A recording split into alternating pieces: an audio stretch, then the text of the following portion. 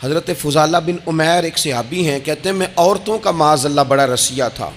ابو جہل نے جب اعلان کیا نا جو حضور کو شہید کرے گا تو اسے 100 سرخ اونٹ دیے جائیں گے، تو کہتے ہیں میں خنجر بغل میں دبا کے نا تو طواف کعبہ کرنے چلا گیا۔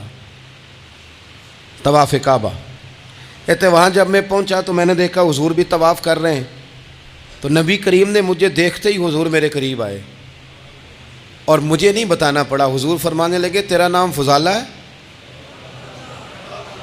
میں نے کہا ہاں۔ تو محبوب فرمانے لگے کیا باتیں کر رہے ہو اپنے آپ سے؟ کہتے میں دل میں سوچ رہا تھا کہ طواف کرتے میرے قریب سے گزریں گے تو خنجر مار دوں گا، کیا باتیں کر رہے تھے؟ فضالہ کہتے ہیں میں تو جب آیا تھا تو ایک بی بی سے مل کے آیا تھا، میں نے کہا تھا کہ میں آج بڑی رقم لے کے آؤں گا اور معاذ اللہ تیرے پاس رات گزاروں گا۔ کہتے ہیں میں تو اس سے بات کر کے آیا تھا، تو میں اب حضور سید عالم صلی اللہ علیہ وسلم نے پوچھا تو فضالہ ہے؟ میں نے کہا ہاں۔ کیا باتیں کر رہے تھے اپنے آپ سے؟ میں نے جھوٹ بولا۔ میں نے کہا جی وہ تو میں تو ذکر کر رہا تھا اپنے دل میں۔ کہتے ہیں حضور مسکرائے اور مسکرا کے فرمانے لگے چل چھوڑ، جس کام آیا تھا وہ کرتا کیوں نہیں؟ میں جو تیرے سامنے کھڑا ہوں تو کرنا، خیال آیا مسلمان نیک و بد پہچان جاتے ہیں اور آقا آدمی کے دل کی باتیں جان جاتے ہیں، کرنا وہ کام۔ تو فضالہ کہتے ہیں کہ میں کانپ گیا، میرے ہاتھ سے وہ خنجر گر گیا، حضور نے میرے سینے پہ ہاتھ پھیرا، اس طرح پھیرا کہ زندگی میں اتنا سکون کبھی نہیں ملا، اتنی ٹھنڈک کبھی نہیں ملی، اتنا قرار کبھی نہیں آیا، اس قدر زیادہ آزمائش کبھی نہیں آئی۔ میں قرار محسوس کرنے لگا۔ کہتے ہیں حضور فرمانے لگے کیا وہ وقت نہیں آیا کہ تو کلمہ پڑھ جائے؟ کہتے ہیں میں نے فوراً کہا حضور آ گیا ہے وقت، پڑھائیں مجھے کلمہ۔ کہتے ہیں نبی پاک نے کلمہ پڑھا دیا، میں مسلمان ہوا، میں واپس لوٹا تو وہی عورت بن سنور کر تیار ہو کر گلی میں کھڑی تھی۔ عادتیں بدل جاتی ہیں، شرط یہ ہے کہ ہم تھوڑی سی کوشش کریں، شرط یہ ہے کہ ہم اپنے آپ کو اللہ رسول کی بارگاہ میں پیش کریں۔ اور میرے دوستوں، میرے بزرگوں، ہمیں سب سے زیادہ تکلیف میں ہماری اپنی عادات نے ڈالا ہے، ہماری اپنی خواہشات نفس نے ہمیں زیادہ آزمائشوں میں ڈالا ہے۔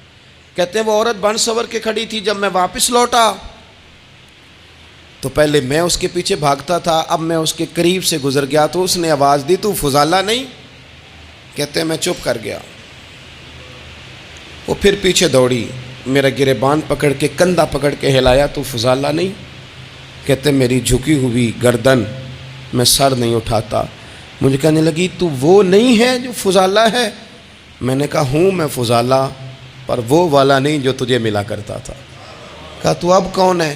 کہنے لگے میرا ٹائٹل بدل گیا ہے، میرا تعارف بدل گیا ہے، اب میں رسول کائنات کا غلام ہو گیا ہوں، اب لوگ مجھے مسلمان کہتے ہیں، اب میری نگاہوں میں جچتا نہیں کوئی، جیسے میرے محبوب ہیں ایسا نہیں کوئی۔ کہتے ہیں بدل گئی عادت، میں وہی ہوں پر میرا لہجہ، میرا مزاج ہی بدل گیا۔ حضرت جریر ابن عبداللہ کہتے ہیں میں کاروبار کرتا تھا اور مجھے بڑا سلیقہ آتا تھا کاروبار، میں سستی ترین چیز خریدنے کا ملکہ رکھتا تھا، لیکن فرماتے ہیں کہ جب میں حضور کا کلمہ پڑھنے گیا تو نبی پاک نے مجھے فرمایا میرا دین کسی کا بھلا کرنے کا نام ہے، الدین النصیحہ، خیر خواہی کرنا۔ فرماتے ہیں پھر میں نے نصیحت کو پلے باندھا، ایک آدمی سے گھوڑا خریدا 300 دینار کا، گھوڑے کو پکڑ کے میں نے جب تھوڑا آگے چلایا تو وہ تو بڑا نرم مزاج تھا، پنجابی چاکھیدہ ہے ساؤ ہے بڑا، اور میں نے کہا یہ تو گھر میں بھی رکھا جا سکتا ہے، یہ تو 400 کا ہے۔ پھر میں نے اس پر سواری کی تو وہ سواری کے لیے ہی بڑا اچھا تھا، میں نے کہا یار تیرا جانور 600 کا ہے۔